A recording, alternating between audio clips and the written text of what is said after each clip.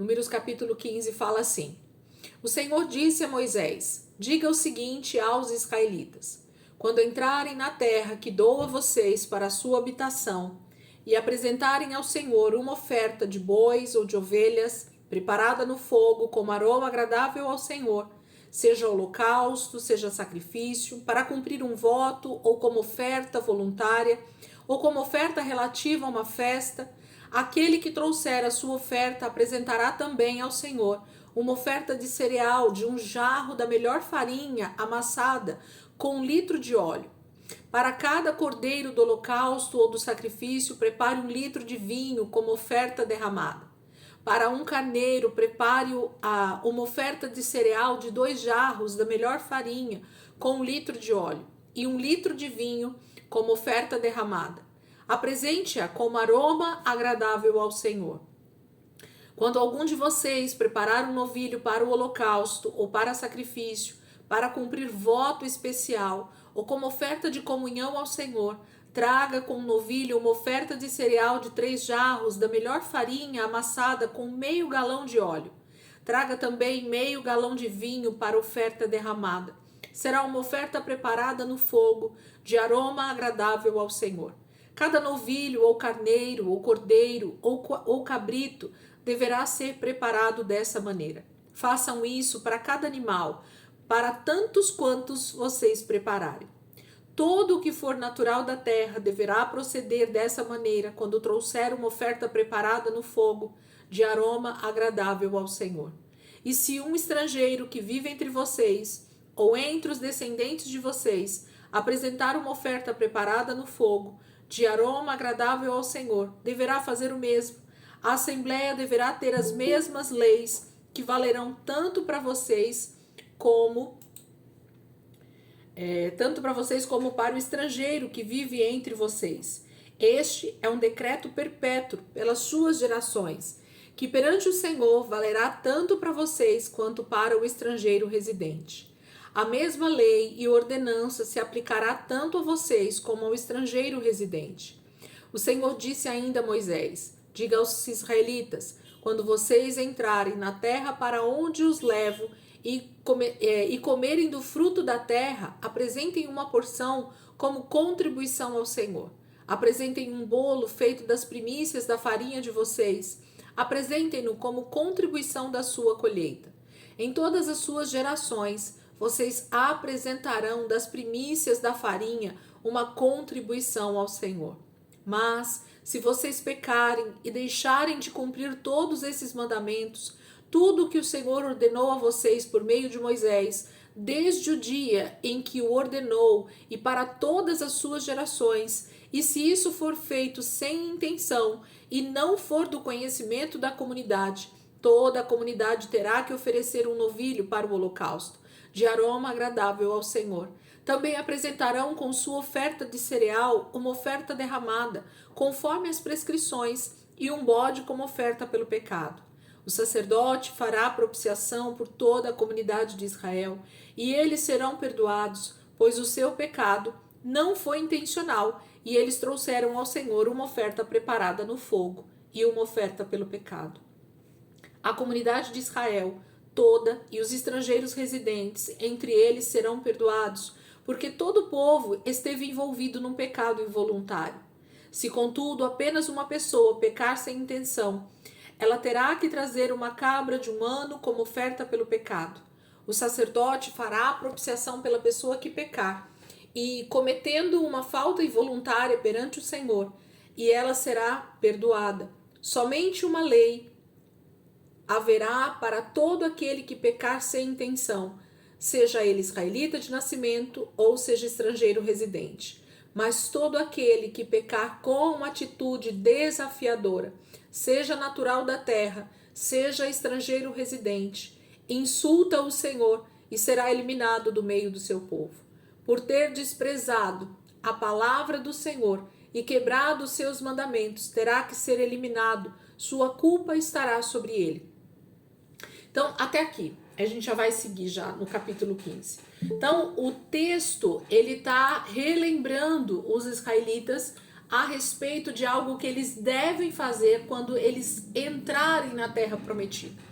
Então são ordenanças, são palavras que o Senhor está dizendo, né, mandamentos que o Senhor está dando, que eles devem registrar e devem se lembrar quando eles habitarem em Canaã, quando eles entrarem na terra prometida, eles deverão fazer isso de contínuo, né? Então o pecado estaria constantemente no meio deles, seria algo constante, infelizmente. Então, para que eles pudessem ter paz com o Senhor, para que Deus não viesse com maldição, com justiça com juízo, né, sobre o povo de Israel, eles tinham então formas, eles tinham ofertas específicas para fazer. E o Senhor então complementa, aqui na minha Bíblia chama isso de ofertas suplementares, né? Então é como se Deus estivesse lembrando eles a respeito desse tipo de oferta que eles deveriam fazer quando eles entrarem na terra prometida,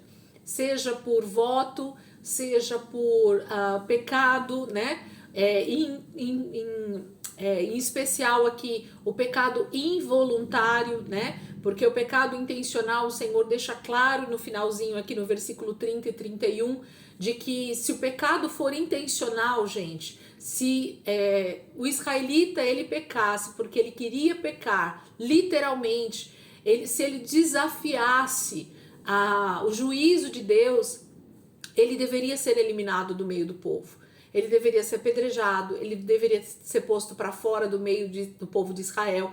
Então era algo que nem era perdoado, vamos dizer assim, né? Não havia perdão para o pecado que realmente fosse feito de forma intencional. Eu quero pecar e por isso vou pecar. Então Deus já dizia com todas as letras aqui que não haveria perdão para essa pessoa no meio de Israel. Por quê?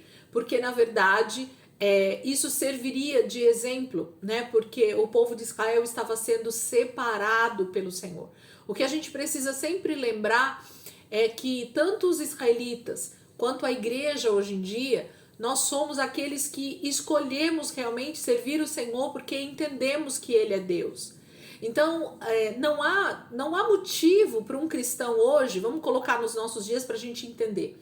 Não há motivo para um cristão nos dias de hoje, ou depois que ele se converte, que ele nasce de novo, ele dizer com a boca dele, eu vou adulterar porque eu quero adulterar e não me importa o que Deus pensa.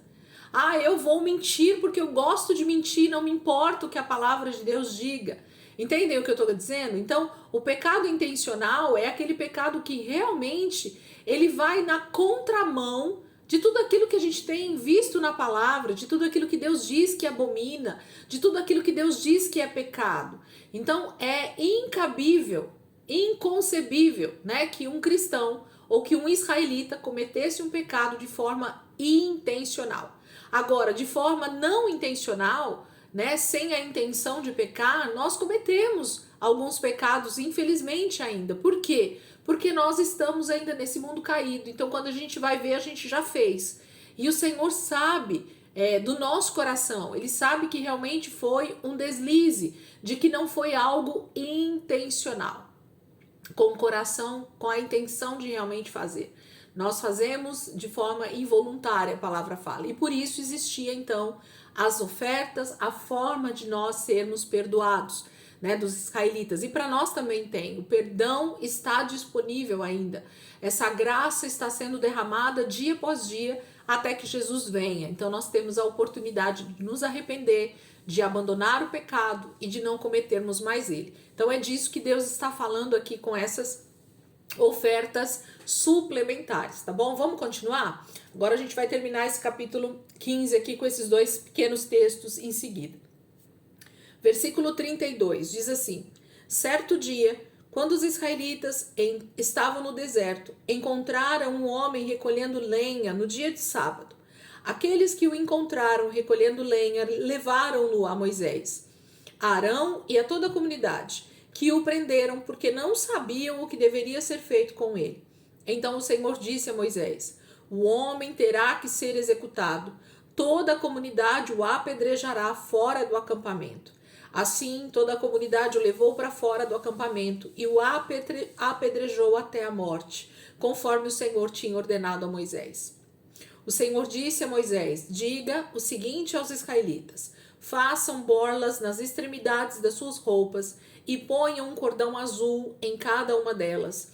Façam isso por todas as suas gerações. Quando virem essas borlas, vocês se lembrarão de todos os mandamentos do Senhor, para que lhes obedeçam e não se prostituam, nem sigam as inclinações do seu coração e dos seus olhos. Assim vocês se lembrarão de obedecer a todos os meus mandamentos, e para o seu Deus, vocês serão um povo consagrado. Eu sou o Senhor, o seu Deus, que os trouxe do Egito para ser o Deus de vocês. Eu sou o Senhor, o seu Deus. Então terminamos aqui o capítulo 15 com dois textos diferentes, tá? Então do versículo 32 até o versículo 36 fala desse castigo pela transgressão do sábado.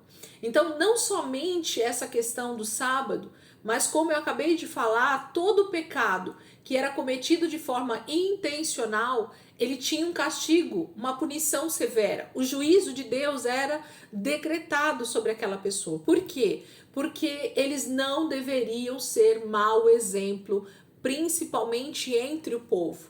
Então, é o que eu acabei de falar. Quando a gente lança para a igreja, fica tudo mais fácil da gente entender. Então, imagina que dentro da igreja, a gente permita que alguém adultere e continue sendo um líder, sendo um pastor, tomando ceia. Então, o convívio ali da comunidade passa a não ser sustentável, né? Por quê? Porque se nós, no meio da igreja, permitirmos que as pessoas pequem de forma intencional e nada seja feito com o pecado daquela pessoa e com a pessoa, isso passa a ser algo que é banalizado, né?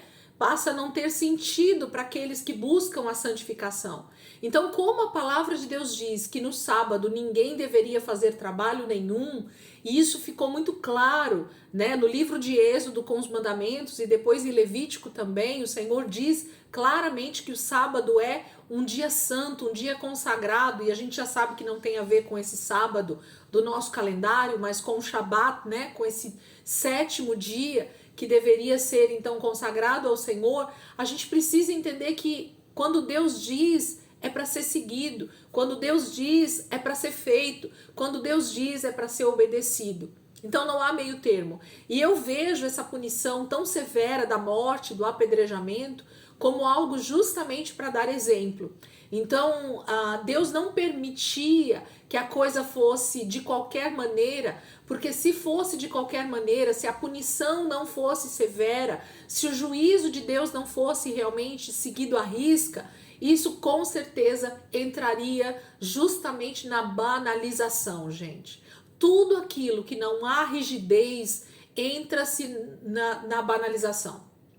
Percebam que as nossas leis humanas aqui, elas acabam banalizando muitos crimes, né? Então, a pessoa que rouba coisas, né, sei lá, não vou nem citar o que, mas quando ela rouba, ela vai lá para a prisão e às vezes ela fica muito pouco tempo e depois já tá na rua novamente. Então, como o ditado popular aí, né, o crime compensa. Então, se a gente usar isso para a palavra, a gente vai entender que se Deus não fosse aquele justo juiz que trouxesse juízo sobre o pecado de forma severa, de forma exemplar, isso seria banalizado no meio de Israel. Então Deus não negocia, gente, a santidade. Com Deus não tem meio termo. Não tem pecadinho e pecadão, tem pecado. Então aquilo que é pecado para Deus vai ser pecado hoje, ontem, hoje e eternamente. Então assim, a gente precisa entender que quando Deus trazia essa punição da morte, era porque o salário do pecado é a morte. Não é que no Antigo Testamento Deus era severo demais e agora no Novo Testamento ele é severo de menos. Não, não. Continua sendo a mesma coisa. A questão é que a gente não vê esse juízo acontecendo instantaneamente hoje, mas o juízo vai acontecer da mesma forma. Não pensem vocês que Deus vai se deixar levar hoje por uma desculpa de pecado, no dia que Jesus voltar, o juízo vai ser executado, a morte eterna será executada sobre todo aquele que estiver em pecado. Não vai ter conversinha diante de Deus. Então, o Velho Testamento, a lei de Moisés, ou esses acontecimentos que a gente percebe principalmente no Velho Testamento, tem a ver com o juízo de Deus, sendo exemplo para a nação de Israel, sendo exemplo para nós hoje. Deus não negocia a sua santidade. Anota isso. Deus não vai negociar a sua santidade, meus irmãos. Não vai. Aquilo que ele diz que é pecado e que é passível de morte, e morte eterna principalmente, vai acontecer. Então a gente precisa olhar para isso como algo que realmente acontecia porque Deus estava dizendo: eu não negocio a minha santidade. É isso. Para mim, esses textos ficam claros dessa forma. O amor de Deus pela minha vida, pela sua vida e pela vida dos israelitas é o mesmo desde Gênesis capítulo 3, em que o homem cai e ele já providencia Jesus na cruz para morrer por nós. Então, Deus nos ama de maneira surpreendente. Deus amou o mundo de tal maneira, não é de qualquer maneira, é de tal maneira. Mas ele também não negocia. Aquilo que ele diz que é passível de morte, é passível de morte. E quando ele fala de morte física aqui, ele está falando também de morte espiritual. Então, a gente precisa realmente olhar para a palavra, desejar ser santo como ele é santo, porque o juízo dele vai acontecer. Mais cedo ou mais tarde, nós sofreremos as consequências do pecado. Então, o salário do pecado é a morte. Se nós temos trabalhado para o pecado, se nós temos trabalhado para o inimigo de Deus, para Satanás, pode ter certeza que o salário vai vir no final de tudo isso. E o salário do pecado é a morte. Para quem temos trabalhado? Para o diabo e para o pecado? Ou nós temos trabalhado para Deus e nos santificando, né? E o trabalhar aqui que eu quero dizer é essa questão de quem tem sido o seu Senhor, tá bom? Entendam dessa forma. Quem tem sido o seu Senhor? Quem tem mandado na sua vida e você tem obedecido? É o diabo com o pecado, com as sugestões de pecado, e nós temos dado ouvido a ele, ou nós temos realmente tido o Senhor Jesus como Senhor das nossas vidas e temos sido guiados pelo Espírito Santo? Porque senão a punição acontecerá, tá bom? Então por isso que esse homem ele foi punido aqui por ter recolhido espigas no sábado, e ele realmente foi apedrejado por todo o povo, para que ele fosse exemplo para aqueles que estavam ao redor ali, para aqueles que estavam caminhando com Moisés, entendessem que Deus é Deus. Ele não é um Deus com letra minúscula, ele é um Deus justo, juiz, tá bom? Aí em seguida o Senhor dá uma outra direção também, tá? E quando isso acontece, o Senhor está falando a respeito justamente dessa lembrança que precisava acontecer o tempo inteiro na mente e no coração dos israelitas. Ele está falando sobre as borlas das roupas deles. Olha lá para o texto novamente. O Senhor, versículo 37 do capítulo 15. O Senhor disse a Moisés: diga o seguinte aos israelitas: façam borlas nas extremidades das suas roupas e ponham um cordão azul em cada uma delas. Então, o Senhor está pedindo para eles fazerem um cordão, uma roupa, que eles tivessem nessa roupa como se fossem penduricalhos, né? Como se fosse pendentes na ponta dessa roupa, para que eles colocassem esses cordões azuis, e esses cordões azuis serviriam de lembranças a respeito de todos os mandamentos. Isso no hebraico é chamado de tzitzit, é T-Z-I-T, né? É uma palavra tzitzit, que é aquela faixa azul, aquele cinto que hoje os judeus usam até hoje. Naquela época era na própria roupa, no próprio vestido deles, era colocado isso na beirada da roupa, né? No final da roupa, lá embaixo, era colocado essas borlas, e em cada uma delas, então, tinha essas fitas azuis, que era para eles lembrarem dos mandamentos do Senhor. Então era uma maneira visível de que cada um olhasse para a roupa do outro e conseguisse então visualizar aquelas borlas e aquelas fitas azuis e eles se lembrassem então dos mandamentos do Senhor. Gente, percebam que Deus trata de uma maneira muito visível, né? Com roupas, com acessórios que fizessem com que o povo de Israel, ao olhar uns para os outros, porque eles não iam olhar no espelho e ver aquelas borlas, não era isso que Deus queria que eles fizessem, até porque nem tinha os espelhos que a gente tem hoje, naquela época, né? O que Deus queria é que assim, conforme eu estivesse de frente com meu irmão, ou quando eu passasse, quando um passasse pelo outro, aquela roupa, aquele acessório fosse visível uns para os outros. Então eles se lembrariam dos mandamentos do Senhor. Olha um detalhe importantíssimo aqui que a palavra está deixando para nós. Quem nos faz lembrar da palavra de Deus, das ordenanças de Deus, dos mandamentos de Deus, é o nosso próximo. Sim ou não? Legal isso, né?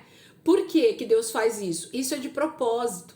Porque, na verdade, quando nós olhamos para o nosso próximo, a primeira coisa que Deus quer que eu visualize é justamente a imagem de Deus no meu próximo.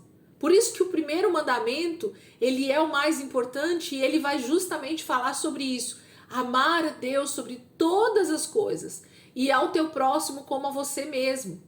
Então, essa questão de olhar para o próximo, olhar para a pessoa que está diante de mim, ver nela a imagem e semelhança de Deus, ela também vê em mim a imagem e semelhança de Deus. Eu amo essa pessoa de tal maneira como se eu amasse a mim mesmo, ou como eu amo a mim mesmo, e essa pessoa também vai me amar assim como ela ama ela mesma. O princípio da palavra de Deus a respeito de amor ao próximo, gente, é algo tão sobrenatural que a gente talvez nem consiga mensurar. A gente não consegue talvez pôr em palavras ou realmente descrever essa maneira de Deus agir com o ser humano.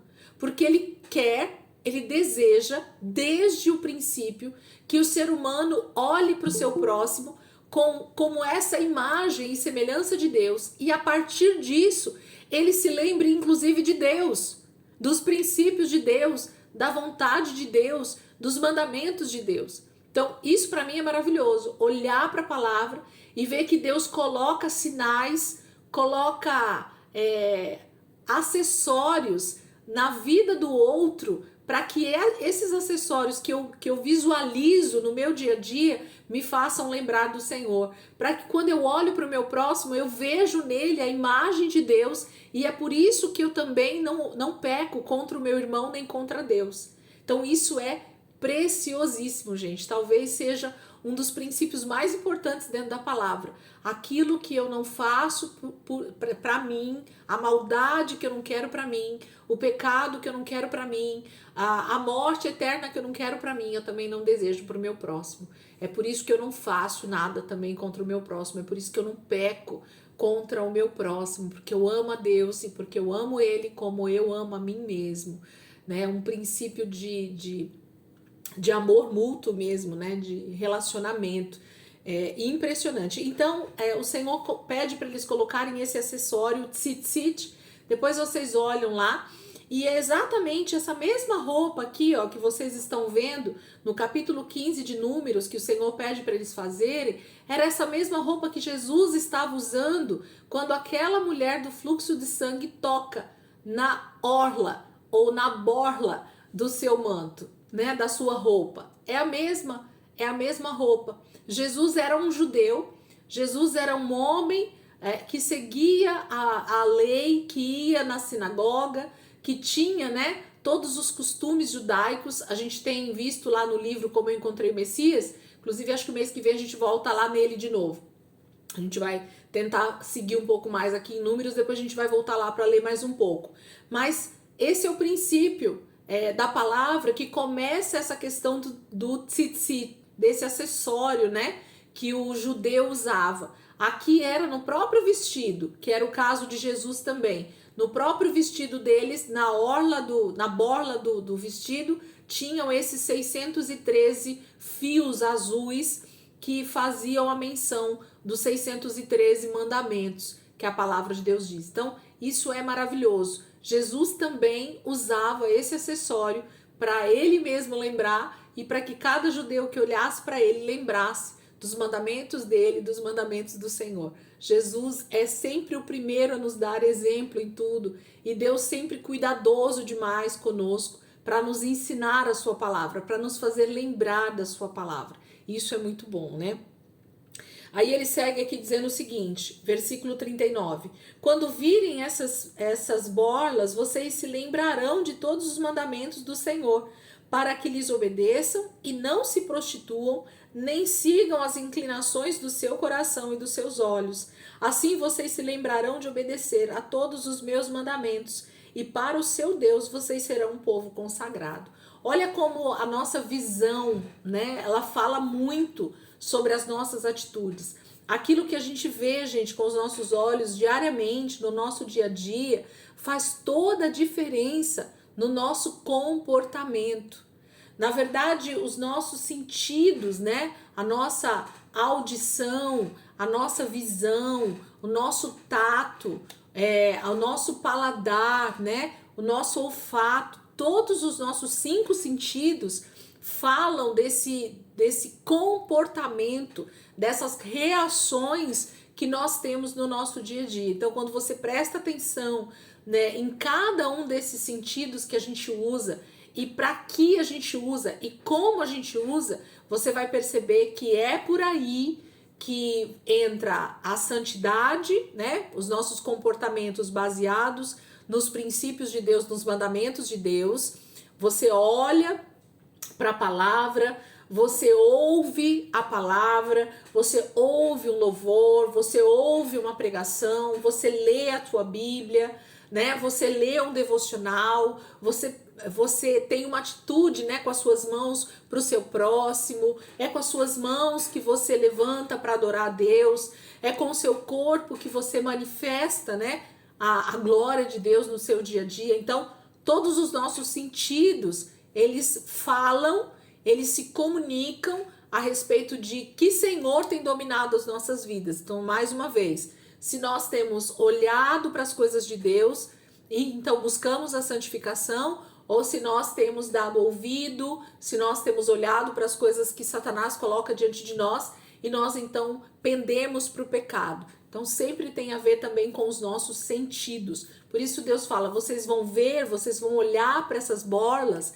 e vocês vão lembrar dos mandamentos. Vocês vão decidir obedecer os mandamentos, porque vocês vão estar vendo com os seus olhos. Era mais fácil, eles não tinham a Bíblia, gente, que nós temos na mão. Eles tinham que estar falando uns para os outros, os mandamentos, o pai, né, a mãe, ensinando ali a criança, depois o adolescente. Quando eles estavam à mesa, eles falavam também da palavra de Deus, da vontade de Deus. Eles se reuniam, né, para conversar sobre as coisas de Deus e então o comportamento deles era muito maior. Olha para vocês verem como isso é importante. Como eles não tinham uma igreja para congregar e o tabernáculo, lembra? O tabernáculo só servia para levar as ofertas, ou ofertas de comunhão ou ofertas de pecado, né? O tabernáculo não era um lugar de culto, não era o lugar deles irem adorar a Deus literalmente, como nós fazemos hoje, com a cultura que a gente tem hoje, né? Hoje a gente vai para a igreja, entre aspas, hoje a gente vai num templo para adorar a Deus. Israel nunca teve um templo para adorar a Deus. Israel sempre teve um lugar onde eles iam para aprender mais sobre a Torá e para levar sacrifícios, ou de pecado ou de comunhão.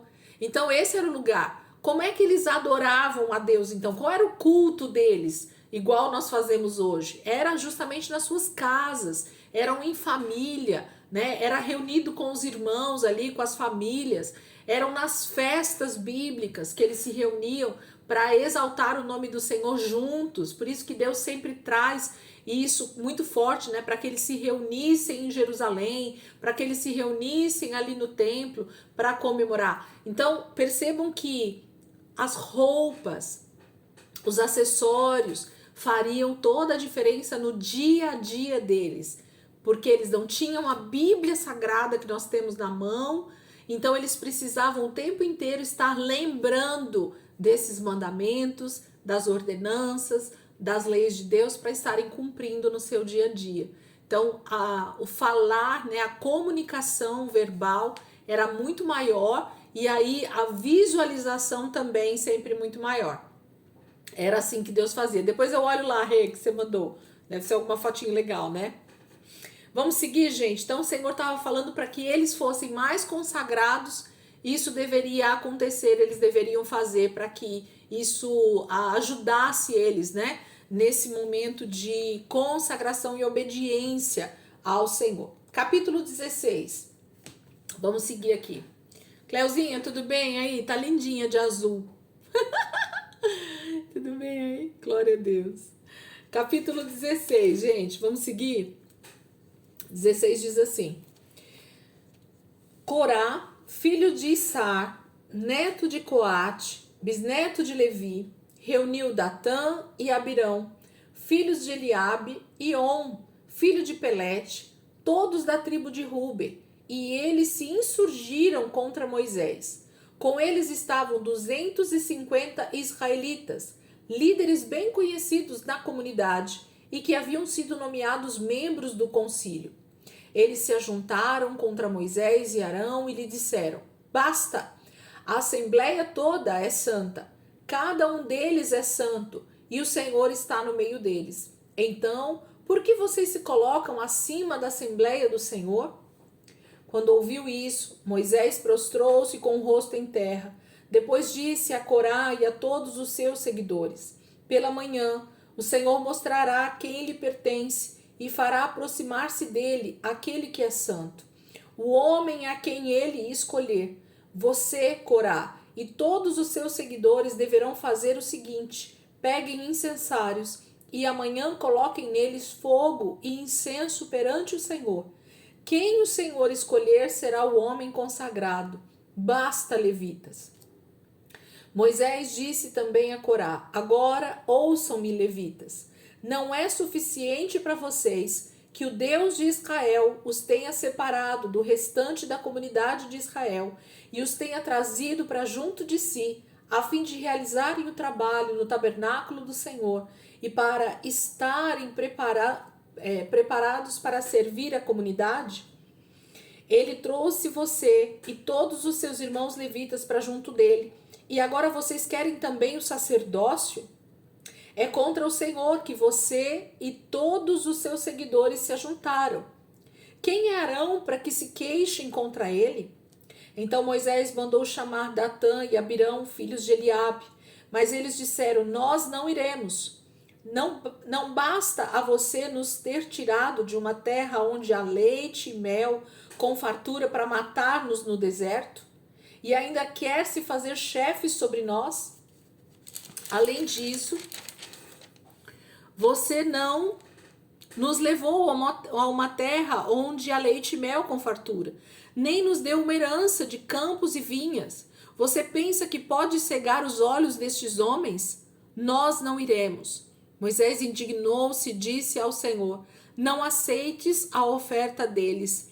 Não tomei deles nem sequer um jumento, nem prejudiquei a nenhum deles. Moisés disse a Corá: Você e todos os seus seguidores terão que apresentar-se amanhã ao Senhor, você, eles e Arão.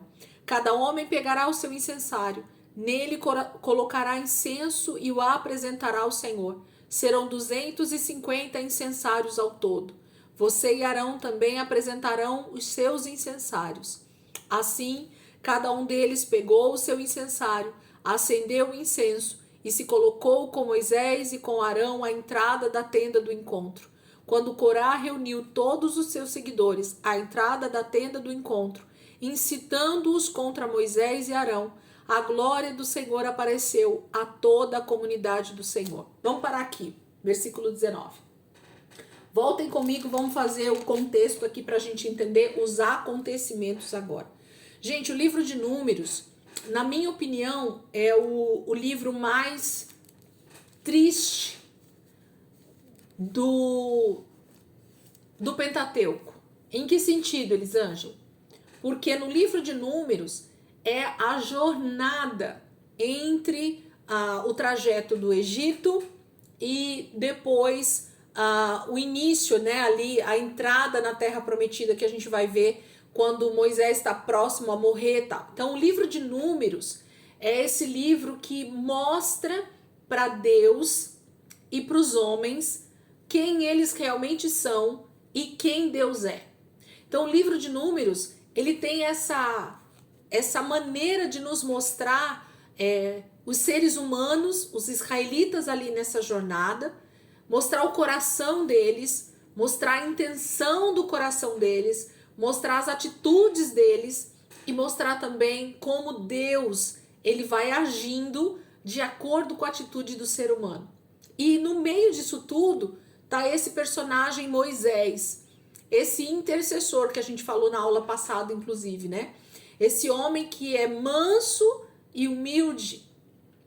Ele tem um domínio próprio fora do comum nas suas atitudes. Ele tem em si realmente esse amor tão intenso pelo povo de Israel, pelo seu povo, que ele nem conviveu a vida toda, mas que Deus plantou um amor tão grande por esse povo, que ele o tempo inteiro tá no meio ali, né? Realmente sendo esse intercessor entre Deus e Israel, o tempo todo. E aqui nesse caso, mais um incidente extremamente terrível. No meio dessa jornada, esses homens se levantam com uma nova rebelião. E aqui já no início do capítulo 16 existem alguns detalhes importantíssimos que a gente precisa já verificar para depois ver o desfecho disso. Então voltem para o capítulo 16 a partir do versículo 1 e agora nós vamos parando e eu vou mostrando algumas coisinhas aqui para vocês. Olha o que está acontecendo aqui para nós. Corá, filho de Issar, neto de Coate, bisneto de Levi. Então, quem é Corá? O primeiro cara aqui, ele é um levita. Ele é da tribo de Levi. Então, ele é bisneto de Levi, que é o nome do patriarca aí dos filhos de Jacó, que deu origem aos sacerdotes, né?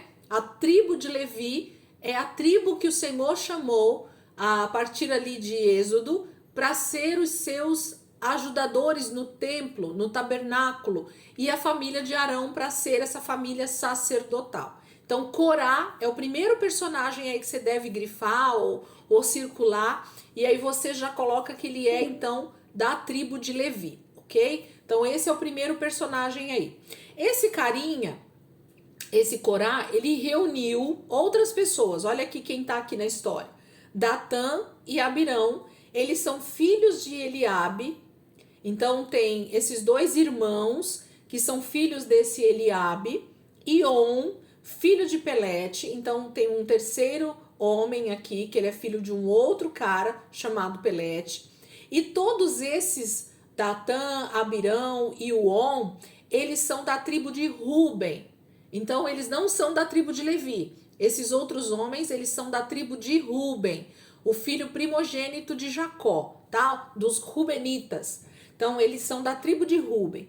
E eles se uniram, Corá, Datã, Abirão e o On, eles se uniram para insurgir contra Moisés. O que é se insurgir? É se levantar, é fazer uma rebelião.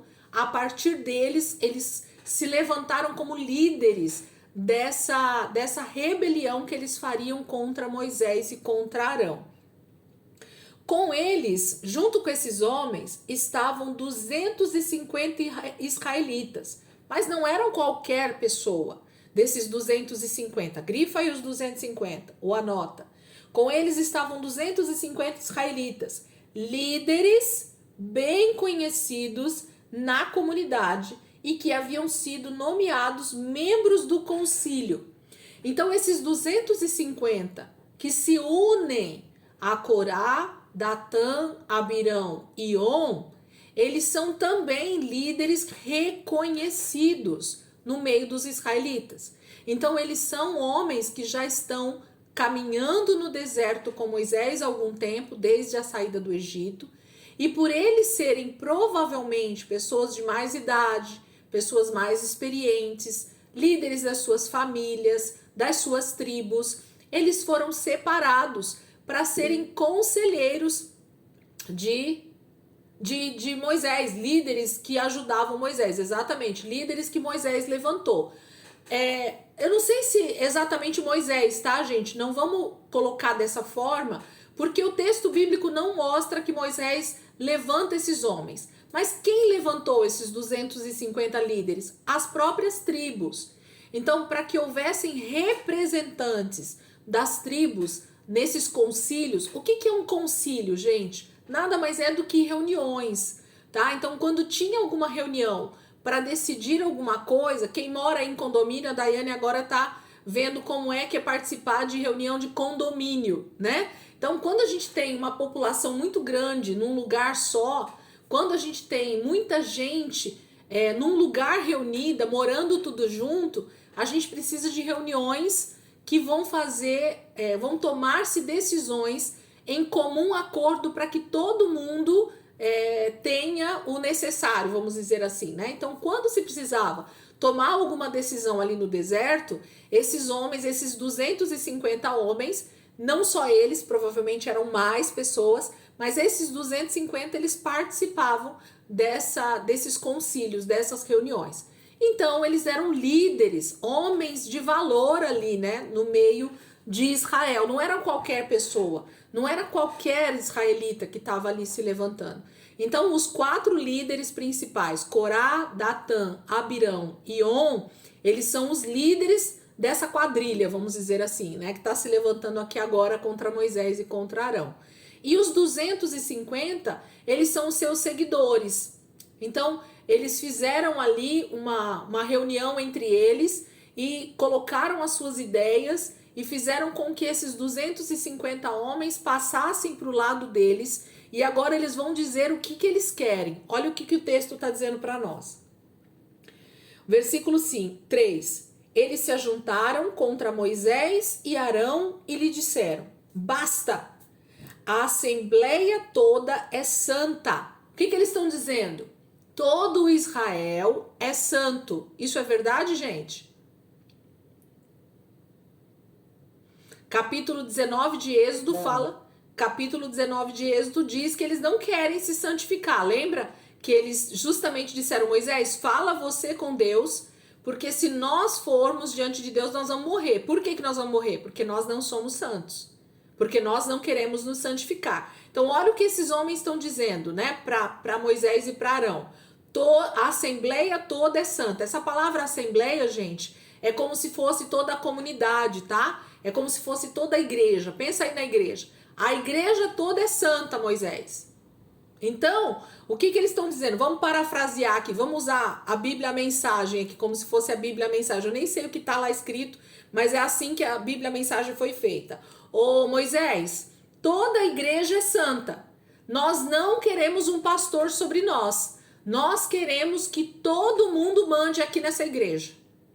É isso que eles queriam. Então, eles não queriam que ninguém fosse sobre eles. Eles não estavam aceitando que Moisés e Arão fossem líderes sobre todo Israel. É isso que eles estão dizendo. Então, eles estão dizendo assim, ó, a assembleia toda é santa. Cada um deles é santo. E o Senhor está no meio deles. Então, o que ele está dizendo aqui? O Senhor está no meio deles. Deus fala conosco também. Isso é verdade, gente? Não. Né? Por causa da falta de santificação, realmente Deus se comunicava somente com Moisés e em algumas situações com Moisés e com Arão, que era o sacerdote naquele momento. Deus também falava com toda a assembleia junto, sim, mas tinha esse momento de santificação para que Deus se manifestasse ali no meio deles, sim ou não? Se houvesse uma manifestação de Deus a qualquer momento ali no meio de Israel, provavelmente muitas pessoas morreriam por causa do pecado. Então Deus se manifestava em momentos específicos e quando ele ia se manifestar para toda a Assembleia de Israel, ele pedia essa santificação de todos, para que ninguém morresse. Então Moisés e Arão, aliás, a tribo de Levi, eles precisavam se santificar mesmo, porque se eles fossem para a presença de Deus sem estar santificados, sem estarem consagrados, eles iriam morrer. Então o que Corá está dizendo aqui é um absurdo. A Assembleia toda não é santa, o povo todo não é santo e Deus não fala com todos eles. Ok? Ele está falando um absurdo. Então por que vocês se colocam acima da Assembleia do Senhor? Então isso aqui, gente, é o típico líder ou alguém no meio da igreja que realmente se levanta contra a liderança, contra alguém que realmente está ali colocado por Deus ou, né, foi escolhido pelo Senhor para estar na frente de um ministério, como pastor, como um presbítero, como um líder de ministério ou qualquer outro tipo de liderança que você tenha, um patrão. Gente, qualquer rebelião em qualquer lugar da sociedade é muito mal visto pelo Senhor, porque isso é errado. Toda a autoridade foi instituída por Deus. Quando Deus levanta alguém, nós não temos que questionar a Deus. Deus levanta e Deus trata com aquela pessoa e pronto. Nós precisamos simplesmente nos submeter. Se Deus quiser tratar com aquela pessoa, se aquela pessoa estiver fazendo coisa errada, com certeza o Senhor vai tratar. E Deus vai nos respaldar por causa dessa obediência àquela liderança que está sendo errada, ok? Mas aqui então Corá levanta esses 250 homens, junto com esses 4 líderes, né, junto com ele ali, e vão para cima de Moisés dizendo que eles não querem que eles sejam uma autoridade sobre eles. Moisés automaticamente, gente, já sabe que a coisa vai ficar feia, porque esses homens estão falando diante de 250 homens. Corá está se rebelando contra a autoridade que Deus instituiu sobre Israel, Moisés e Arão. Olha que coisa terrível. Quando ouviu isso, Moisés prostrou-se com o rosto em terra. Ele já sabia que a coisa ia ficar feia. Moisés já sabia que Deus estava ouvindo aquilo e que por causa disso não ia sair barato essa rebelião desses homens. Versículo 5. Depois disse a Corá e a todos os seus seguidores: pela manhã o Senhor mostrará quem lhe pertence e fará aproximar-se dele aquele que é santo, o homem a quem ele escolher. Você, Corá e todos os seus seguidores deverão fazer o seguinte: peguem incensários e amanhã coloquem neles fogo e incenso perante o Senhor. Quem o Senhor escolher será o homem consagrado. Basta, levitas. Então, Moisés se irritou, e uma irritação bem santa, porque eu imagino que Moisés falou com uma voz bem tranquila. Com certeza ele não se exaltava demais, ele era manso e humilde, a gente percebe isso na maneira dele tratar com Israel, mas ele coloca um desafio, ele coloca algo para que realmente Deus possa provar aquilo que ele está fazendo no meio do seu povo, né? Então Moisés coloca um desafio para esses homens, para que Deus responda esse questionamento. Moisés jamais, gente, se coloca como aquele que vai dar a resposta final. Ele sempre joga essa bola para Deus, graças a Deus por isso, né? E nós também devemos fazer isso. Nós não devemos fazer justiça com as nossas próprias mãos. Nós não devemos querer que as pessoas nos obedeçam quando nós somos uma autoridade na força do nosso braço. Deixemos que o Senhor faça justiça sobre as nossas vidas, sobre a liderança que ele entrega para nós. É isso que Moisés está fazendo aqui. Moisés diz assim: vamos ver então o que o Senhor vai fazer. Se o Senhor disser que todos vocês são santos e que ele quer que vocês sejam líderes aqui em Israel e que ele não quer que eu seja líder sobre vocês, o Senhor vai fazer o que for necessário amanhã. Então vocês vão preparar incensários. Incensários eram realmente essas, como se fosse aquelas bolinhas, né? Onde se colocava o foguinho lá e o incenso dentro para queimar. E isso era uma maneira de chegar diante do Senhor em oração, em intercessão. Era através desse cheiro, né, do incenso que era colocado ali para ser queimado, para que Deus ouvisse a oração desse povo. Essa é a maneira que eles estão, então, sendo desafiados por Moisés aqui nesse momento. Gente, eu vou fechar só para não fechar a aula na nossa cara. Falta 3 minutos. Voltem rapidinho para a gente já continuar o raciocínio.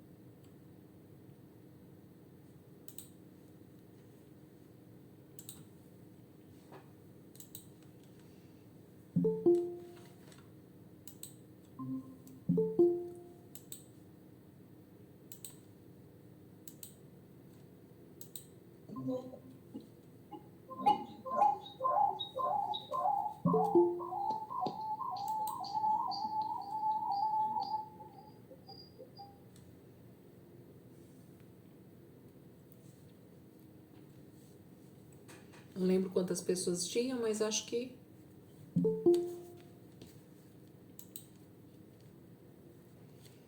Pastor Marcos e a Soninha. Pode falar, Rê. Rapidinho. Pode falar. Daqui 10 minutos eu vou sair para buscar a Rafa, então eu vou pro carro, mas eu vou levar comigo o celular, tá? Só vou deixar sem a imagem. Fechou. Então, o que acontece? Moisés, para não ter que provar nada na força do seu braço, ele coloca então esse desafio para esses homens diante de Deus. Vamos seguir, olha só o que acontece então. Moisés disse também a Corá: agora ouçam-me, levitas, não é suficiente para vocês que o Deus de Israel os tenha separado do restante da comunidade de Israel e os tenha trazido para junto de si, a fim de realizarem o trabalho no tabernáculo do Senhor e para estarem preparados para servir a comunidade? Então, olha a pergunta de Moisés para Corá e para os levitas que estavam ali junto. Deus já tinha dado um propósito e uma função extremamente honrosa para toda a tribo de Levi. A tribo de Levi era a tribo que o Senhor havia escolhido para tratar com ele tete a tete. Era uma tribo que iria poder cuidar de todos os utensílios do tabernáculo, ia poder estar diante do Senhor ali junto com a família sacerdotal, ia trabalhar para o Senhor. Gente, nós como igreja, nós precisamos entender que cada função de cada membro no corpo de Cristo faz uma diferença enorme para o Senhor. Cada pessoa que serve a comunidade, que serve a igreja, com qualquer coisa que você faça dentro da igreja, é um trabalho extremamente honroso para nós. Não é só os líderes principais, não são os pastores, não são os presbíteros, não são as pessoas que pregam, não são as pessoas que cantam na igreja que são as pessoas importantes. Não, são todas as pessoas que na verdade servem a Deus de alguma maneira. Então cada função dentro do serviço para Deus tem uma honra especial. E era isso que nós precisávamos hoje, inclusive como igreja, entender. Porque muitas pessoas ainda têm essa síndrome de Corá. Muitas pessoas ainda têm essa síndrome de Datã e Abirão. Muitas pessoas ainda têm essa síndrome de querer tomar a liderança, de querer tomar o lugar de destaque, de achar que somente essas pessoas é que estão sendo honradas dentro da igreja. E isso é uma mentira, é um engano maligno. Isso é o próprio diabo realmente querendo, de alguma maneira, atrair a atenção para essas pessoas e fazer com que elas se levantem contra uma autoridade que Deus instituiu. Quando eu faço isso, o que eu estou dizendo para Deus é: o Senhor tem filhos prediletos. E quando na verdade Deus não tem filhos prediletos, Deus tem filhos. Quem tem mais de um filho aí sabe do que eu estou falando. Não existe filho predileto. Às vezes existem filhos que a gente dá algumas funções diferentes, ou que a gente percebe realmente um espírito de liderança, ou que a gente pode confiar algumas coisas mais sérias, mas não quer dizer que o outro filho é menos amado ou menos querido do que aquele. Isso é um fato, gente. Isso é a pior bobagem que o ser humano cria na mente. É o ciúmes pelo status de liderança do outro. É como se o outro fosse mais importante para Deus do que eu. E não é verdade. Se todos eles realmente fossem santos, se todos eles buscassem a presença de Deus de forma prática, Deus se apresentaria para eles também de todas as maneiras, como se apresentava para Moisés e para Arão. Então, buscar a presença de Deus é o mais importante, e saber que Deus vai estar comigo, vai se apresentar a mim, vai estar sendo receptivo a mim. Isso é natural. Então, Moisés pergunta para esses levitas aqui que estão se levantando, em especial para Corá, ele fala: Corá, para pensar, Corá. Você e toda a tribo de Levi foram separados pelo Senhor de todas as 12 tribos. Vocês são a tribo escolhida. Vocês estão aqui, ó, dia a dia, sendo cuidados e cuidando de toda a comunidade de Israel. Vocês vivem em função do tabernáculo. Vocês servem o Deus Todo-Poderoso todos os dias. Já não é suficiente isso? Por que vocês precisam se levantar e dizer que vocês querem o meu lugar e o lugar de Arão? Qual é essa diferença? O que vocês querem com isso? Percebam que a gente, quando quer a liderança de alguém, a gente nunca quer a responsabilidade que aquela pessoa carrega. A gente nunca quer o preço que aquela pessoa paga para estar naquele lugar de liderança. O que a gente quer é os aplausos. O que a gente quer é a honra, né, que aquela pessoa recebe. O que a gente quer é o salário que aquela pessoa recebe. O que a gente quer é o que aquela pessoa tem, né? O que a gente está querendo é o lugar mesmo do outro. E isso tem uma síndrome chamada síndrome de Lúcifer. Lúcifer, Satanás, também quis o trono de Deus. Isso começa lá. Ele é o início de toda essa rebelião, né? E quando alguém se levanta em rebelião, ele está com o mesmo espírito dentro dele. Não pode ser outro senão o espírito do próprio diabo, do próprio Satanás. Então, todas as pessoas que realmente se levantam contra uma liderança, principalmente no que diz respeito às coisas de Deus, a respeito das outras coisas também é terrível, mas no que diz respeito às coisas de Deus é muito pior. E é isso que Moisés está já temendo pela resposta que Deus vai dar a respeito dessa rebelião. Então ele faz essa pergunta para eles, e aí ele diz assim, ó, versículo 10: ele trouxe você e todos os seus irmãos levitas para junto dele, e agora vocês querem também o sacerdócio? É contra o Senhor que você e todos os seus seguidores se ajuntaram. Quem é Arão para que se queixem contra ele? Gente, Arão talvez nem imaginou ou nem queria esse cargo de sacerdote. Era a pessoa menos provável para esse cargo. Moisés também, se você for olhar para as atribuições, né, de Moisés, ele mesmo diz: Deus, mas o senhor tem certeza que é comigo esse negócio da liderança aí, né? Mas Deus não tem essa particularidade de escolher aquele que a gente acha que é mais capacitado, não. Deus quer que realmente cada líder, cada pessoa que ele coloca num status de liderança, esteja rendido a ele, para que ele faça através da vida daquela pessoa. Realmente Deus não gosta de pessoas que estejam muito preparadas, porque senão essas pessoas não vão depender de Deus. E o que Deus mais ama é quando um filho, é quando um líder depende exclusivamente dele para governar, para reinar, para liderar, para se posicionar, para responder as questões, né? A gente vai percebendo que Moisés, cada situação diferente que vai acontecendo, Moisés vai para Deus primeiro para perguntar: Senhor, o que é que eu devo fazer? Né? Mesmo ele sendo o líder que ele é, mesmo tendo essa intimidade com o Senhor, ele não se atreve a tomar atitudes por conta própria. Ele sempre joga a bola para o Senhor, para que Deus resolva as questões com o seu povo. Ele só é um intermediário, né? Ele só é um intercessor mesmo, né? Entre Deus e os homens. Então ele sempre lança para o Senhor essa questão e isso é bem, bem bacana. Aí no versículo 12 ele diz assim: então Moisés mandou chamar Datã e Abirão, filhos de Eliabe, mas eles disseram: nós não iremos. Não basta você nos ter tirado de uma terra onde há leite e mel com fartura para matar-nos no deserto? Gente, eu vou parar aqui. Primeiro que esses caras, quando Moisés manda chamar eles para falar com eles pessoalmente, para olhar na cara de Moisés e Moisés poder falar com eles, eles falam: não, nós não vamos não. Nós não queremos te atender nesse momento. Nós não queremos falar com você, Moisés. Não basta você ter nos tirado de uma terra que mana leite e mel. Gente, o Egito manava leite e mel para esse povo.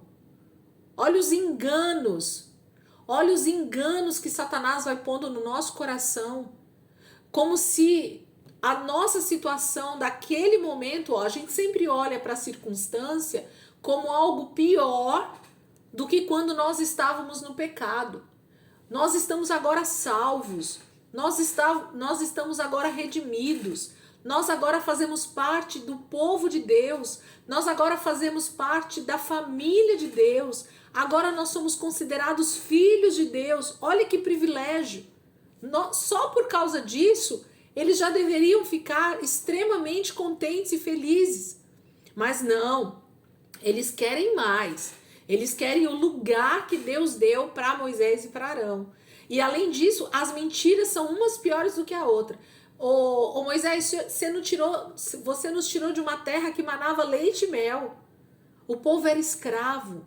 No mundo, nós éramos escravos. Mas a gente costuma dizer que a vida que a gente leva agora como crente é mais difícil do que quando a gente estava no mundo, do que quando a gente estava no pecado, do que quando a gente estava fadado ao inferno. Você queria ir para o inferno mesmo, continuar lá no pecado e ir para o inferno. É isso que eles estão dizendo. E vai ficando cada vez pior, né? Cada palavra que eles vão falando com a boca deles, blasfemando contra o próprio Deus, a coisa vai só piorando. Ele diz assim, versículo 14: além disso, você não nos levou a uma terra onde há leite e mel com fartura, nem nos deu uma herança de campos e vinhas. Você pensa que pode cegar os olhos destes homens? Nós não iremos. Olha que coisa terrível, gente.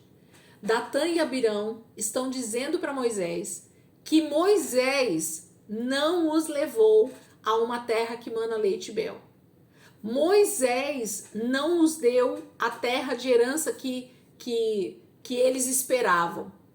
Quem prometeu isso, gente? Contra quem eles estão falando?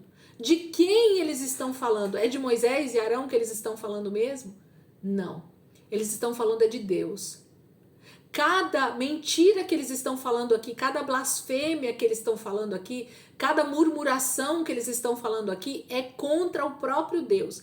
Eles só não querem dar nome para quem eles estão falando. Então eles estão usando Moisés e Arão nesse momento para mostrar a rebelião do coração deles contra quem, gente?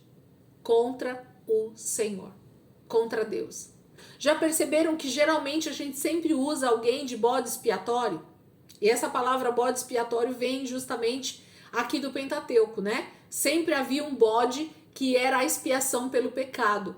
Então a gente sempre quer pôr alguém, alguma pessoa, no lugar de Deus, para nós dizermos que aquela pessoa é culpada pelos nossos fracassos, pelas nossas dificuldades, pelos nossos desafios, pelos nossos erros. E isso é terrível diante de Deus.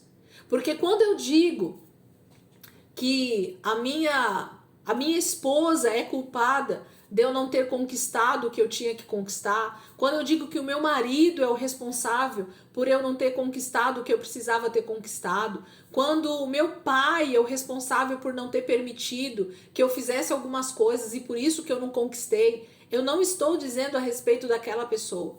Eu estou dizendo que Deus não é Deus na minha vida, que Deus não está agindo direito na minha vida. Então, de forma bem inconsciente, eu estou dizendo para Deus, para os homens, aquilo que eu queria dizer para Deus. A minha revolta é contra Deus, não é contra homens. Mas eu uso homens para tentar atingir Deus. Porque o homem, o meu próximo, é justamente a imagem e semelhança de Deus. O meu próximo é justamente aquele que Deus falou que eu preciso amar. O meu próximo é justamente aquela pessoa que Deus diz que eu preciso honrar. Então, percebam que é sutil, mas a artimanha de Satanás continua sendo a mesma. Para atingir Deus, ele atinge homens, ele faz com que o ser humano brigue com o outro, tenha desavenças com o outro, não perdoe o seu próximo, não fale com o seu próximo, não tenha relacionamento com o seu próximo, e é através disso, então, que eu atinjo Deus.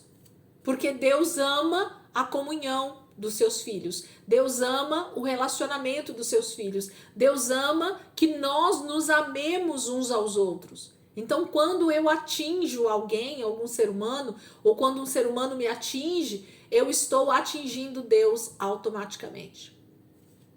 Percebam que é isso que Datã e Abirão estão fazendo nesse momento com Moisés. E eles não vão mesmo. Moisés chama e eles não vão. Versículo 15. Moisés indignou-se e disse ao Senhor: não aceite a oferta deles. Não tomei deles nem sequer um jumento, nem prejudiquei a nenhum deles. Moisés está dizendo assim: Senhor, qualquer oferta que eles trouxerem a partir desse momento, o Senhor não receba. Porque até esse momento eu não defraudei ninguém. Não foi para mim que eles trouxeram nenhum tipo de sacrifício e oferta. Não foi para mim que eles trouxeram nenhum tipo de oferta aqui no tabernáculo. Foi para o Senhor. Então, é com o Senhor que eles estão tratando. É do Senhor que eles estão falando. Eu não tenho nada a ver com isso. Versículo 16. Moisés disse a Corá: você e todos os seus seguidores terão que apresentar-se amanhã ao Senhor. Você, eles e Arão. Cada homem pegará o seu incensário, nele colocará o incenso e o apresentará ao Senhor. Serão 250 incensários ao todo. Você e Arão também apresentarão os seus incensários. Então seria 252 incensários diante do Senhor no dia seguinte. Assim, cada um deles pegou o seu incensário, acendeu o incenso e se colocou com Moisés e com Arão à entrada da tenda do encontro. Quando Corá reuniu todos os seus seguidores à entrada da tenda do encontro, incitando-os contra Moisés e Arão, a glória do Senhor apareceu a toda a comunidade. Agora nós vamos continuar a leitura. A glória do Senhor apareceu a toda a comunidade. Agora, a manifestação de Deus acontece justamente coletivamente. Deus se apresenta aqui para toda a comunidade, para todos aqueles que estavam reunidos aqui nesse momento. Deus não vai se apresentar somente para Moisés. Deus não vai se apresentar somente para Arão. Deus vai se apresentar para todos. E aqui está o que eu acabei de falar no início do capítulo 16. Quando nós, então, nos rebelamos contra uma autoridade e vamos para a presença de Deus, debaixo desse pecado, as consequências desse pecado serão terríveis. O juízo de Deus vai vir. Deus vai se apresentar sim para toda a comunidade, para todos os rebeldes. O problema vai ser as consequências dessa rebelião. Você não diz que é santo? Você não diz que é consagrado? Então agora você vai estar exposto diante do Senhor a essa santidade do Senhor. E vamos então ver quem é que Deus escolheu, quem é que tem se santificado realmente, quem é santo de verdade diante de Deus. Como é bom quando é Deus quem prova a nossa santidade. Por isso que o juízo, o justo juiz virá. Jesus vai vir e ele vai julgar toda a igreja. Ele vai julgar todo mundo. Porque nós não temos capacidade humana de julgar as pessoas, a intenção do coração, a verdadeira santidade, a verdadeira busca que as pessoas têm. Agora, o Senhor tem. Ele conhece a intenção dos corações. Vamos continuar a leitura agora. Agora eu vou ler o texto em si para a gente terminar então o que acontece aqui com eles. Versículo 20, né? E o Senhor disse a Moisés e Arão: afaste-se dessa comunidade, para que eu acabe com eles imediatamente. Mas Moisés e Arão prostraram-se com o rosto em terra e disseram: ó Deus, Deus que a todos dá vida, ficarás tu irado contra toda a comunidade quando um só homem pecou? Então o Senhor disse a Moisés: diga à comunidade que se afaste das tendas de Corá, Datã e Abirão. Moisés levantou-se e foi para onde estavam Datã e Abirão, e as autoridades de Israel o seguiram. Ele advertiu a comunidade: afastem-se das tendas desses ímpios, não toquem em nada do que pertence a eles, senão vocês serão eliminados por causa do pecado deles. Eles se afastaram das tendas de Corá, Datã e Abirão. Datã e Abirão tinham saído e estavam em pé, à entrada de suas tendas, junto com suas mulheres, seus filhos e suas crianças pequenas. E disse Moisés: assim vocês saberão que o Senhor me enviou para fazer todas estas coisas e que isso não partiu de mim. Se estes homens tiverem morte natural e experimentarem somente aquilo que normalmente acontece aos homens, então o Senhor não me enviou. Mas se o Senhor fizer acontecer algo totalmente novo, e a terra abrir a sua boca e os engolir, junto com tudo que é deles, e eles descerem vivos ao Sheol, então vocês saberão que estes homens desprezaram o Senhor. Assim que Moisés acabou de dizer tudo isso, o chão debaixo deles fendeu-se, e a terra abriu a sua boca e os engoliu, juntamente com suas famílias, com todos os seguidores de Corá e com todos os seus bens. Desceram vivos à sepultura, com tudo o que possuíam. A terra fechou-se sobre eles e pereceram, desaparecendo do meio da assembleia. Diante dos seus gritos, todos os israelitas ao redor fugiram, gritando: a terra vai nos engolir também. Então veio fogo da parte do Senhor e consumiu os 250 homens que ofereciam incenso. O Senhor disse a Moisés: diga a Eleazar, filho do sacerdote Arão, que apanhe os incensários dentre os restos fumegantes e espalhe as brasas, porque os incensários são santos. Os incensários dos homens que pelos seus pecados perderam a vida serão batidos em forma de lâminas e servirão de revestimento do altar, pois foram apresentados ao Senhor e se tornaram sagrados, que sejam um sinal para os israelitas.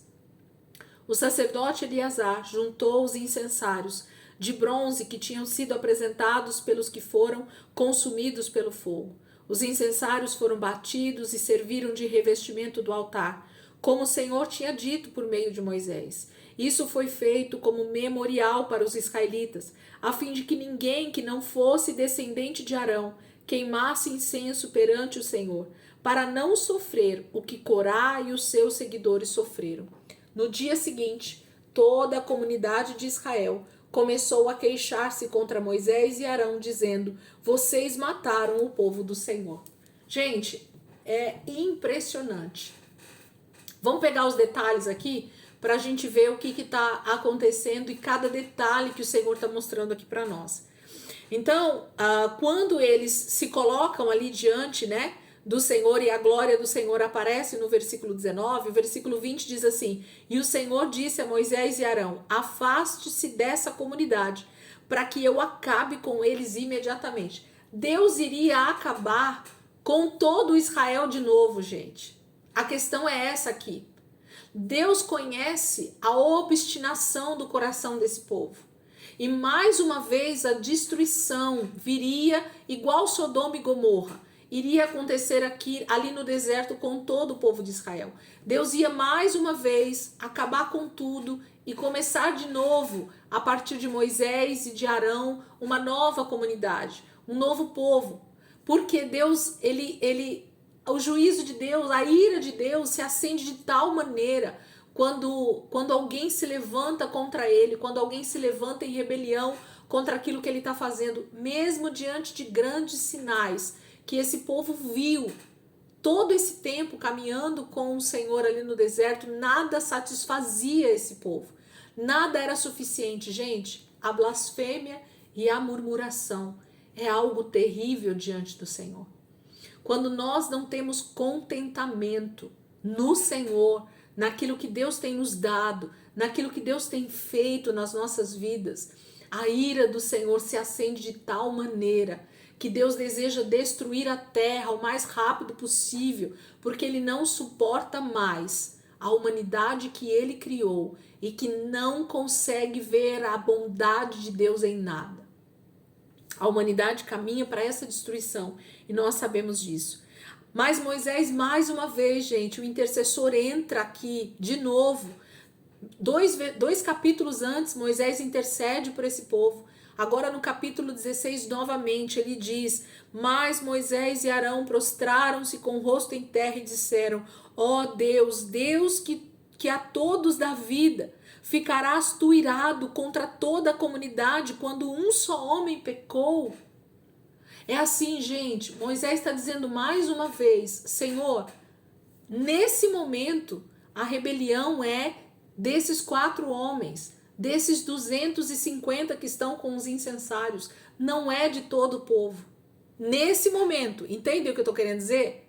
O que Moisés está dizendo assim: Senhor, eu sei que o coração desse povo é obstinado, que todos eles pecam o tempo inteiro, mas Senhor, não use o seu juízo agora sobre todos. Tem misericórdia daqueles que ainda podem se arrepender. Olha que tremendo, gente.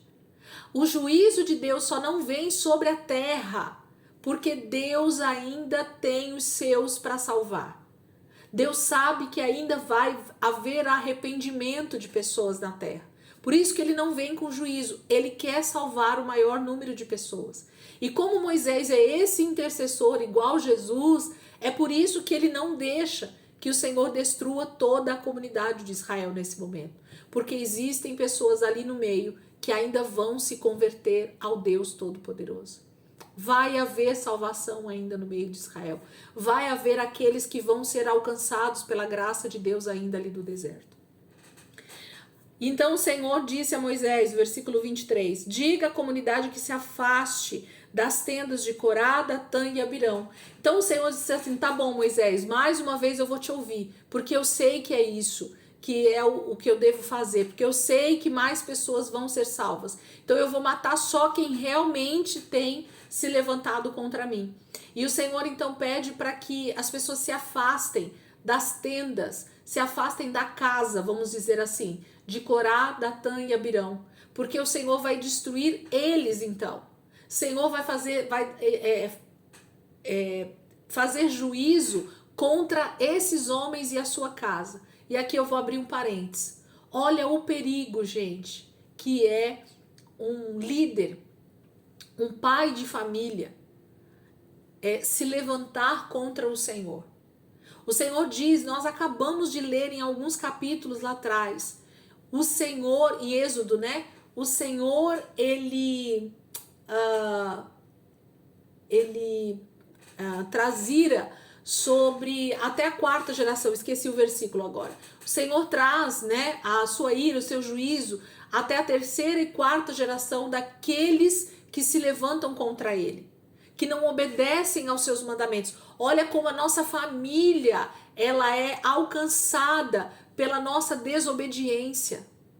Mas o Senhor diz também que ele abençoa, alcança até 1000 gerações daqueles que o amam, que lhe obedecem.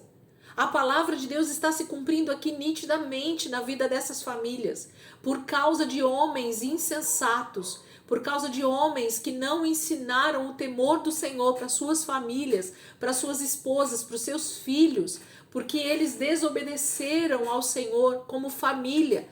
O Senhor está trazendo juízo não somente sobre homens individualmente, mas sobre famílias inteiras, porque nós somos os responsáveis por apresentar a graça de Deus, o favor de Deus, a obediência à palavra para os nossos filhos. Porque se Deus permitisse que algum da família de Corá, Datã e Abirão permanecessem vivos, vocês acham que qualquer um deles não se vingariam de Moisés, de Arão ou de qualquer outra pessoa por causa da morte dos pais? Sim ou não? Entendem? Porque a maldade já está encurtida no caráter. Sim ou não, gente? Quantas pessoas a gente vê, ou quantas, né, histórias a gente percebe de, sei lá, alguém matou o pai de uma família, né? Matou lá o pai e a mãe, e aí os filhos ficam vivos. Aí os filhos são crianças, crescem, ficam sabendo da história que aconteceu com os pais, ficam sabendo quem matou o pai e a mãe. O que acontece no final, gente? Os filhos vão lá e pedem perdão para aquela pessoa? Ou os filhos crescem e vão lá e matam a pessoa também? Não é isso que acontece? Percebem que a maldade, ela vai estar já gerada na própria pessoa, porque o pai e a mãe gerou aquele espírito de maldade, de murmuração, de mentira, de desobediência ao Senhor. Da mesma maneira que nós geramos nos nossos filhos obediência ao Senhor, nós geramos também desobediência no coração deles. E é isso que eles vão seguir exatamente. A famosa maldição hereditária, comportamentos que vão se tornando hereditários. Acho que você estava, né, Rê, o dia que eu dei essa aula sobre maldição hereditária, sobre essa questão da visita dos pais nos filhos até a terceira e quarta geração. Vale a pena a gente falar um pouquinho de novo aqui. Gente, o que é essa questão da maldição hereditária? Essa questão da maldição hereditária é justamente quando eu transfiro comportamentos para os meus filhos. Então, meus filhos crescem vendo os meus maus comportamentos, e é impossível que uma criança que ela é criada, que ela é ensinada dentro de um lar totalmente desobediente ao Senhor, é impossível que ela cresça e se torne obediente ao Senhor do nada. Isso é a maldição hereditária. Por você não ser obediente ao Senhor, você transfere para os seus filhos a desobediência, porque você transferiu o ensino para eles de desobediência, porque você transferiu o caráter errado para os seus filhos. É isso. Um pai que costuma mentir, um pai e uma mãe que costumam mentir perto dos filhos, eles geram filhos também que costumam mentir quando crescem. Um pai e uma mãe que geram filhos que são desonestos, ou os filhos que veem os pais sendo desonestos, eles vão ser desonestos quando eles crescem também. Porque isso vem já de berço, isso vem de ensinar, isso vem do que você ensina dentro da sua casa. Então, quando nós vemos os nossos filhos pecando, nós precisamos nos arrepender, porque muito provavelmente nós somos os errados na história. Nós deixamos de ensinar os nossos filhos aquilo que precisávamos ensinar de verdade, e que o Senhor tenha misericórdia de nós. Que o Senhor nos alcance com a misericórdia e que a gente se arrependa como pai e mãe de muitos filhos que tem aí, que estão desobedecendo ao Senhor. E a culpa é nossa, é da nossa criação, é da nossa maneira de viver que não mostrou realmente o temor ao Senhor. Isso é pelo menos o que eu percebo na minha vida, na minha casa, com a minha família. Cada atitude dos meus filhos que eu vejo que não condiz com a palavra de Deus, eu me arrependo. Eu olho para mim e falo, Senhor, a culpa é minha, porque eu sei que em algum momento eu falhei na maneira de ensinar, na maneira de agir, e por isso que os meus filhos, eles têm esse tipo de comportamento. E cada pai e mãe deveria ter o mesmo sentimento. É isso que está acontecendo aqui com Corá, Datã e Abirão. As suas famílias vão sofrer as consequências por causa do pecado deles, e Deus sabe que o coração dessas famílias já está distorcido, já está contaminado pelo pecado. Então Deus não vai permitir. Então se afastem, e é isso que acontece. Moisés vai até eles e coloca mais uma vez um desafio, gente. Deus provando que é Deus. E Moisés sempre faz isso para provar que quem está fazendo não é ele, Moisés. Não sou eu quem estou fazendo esse juízo sobre vocês. É o próprio Deus. E aí ele lança o desafio novamente aqui.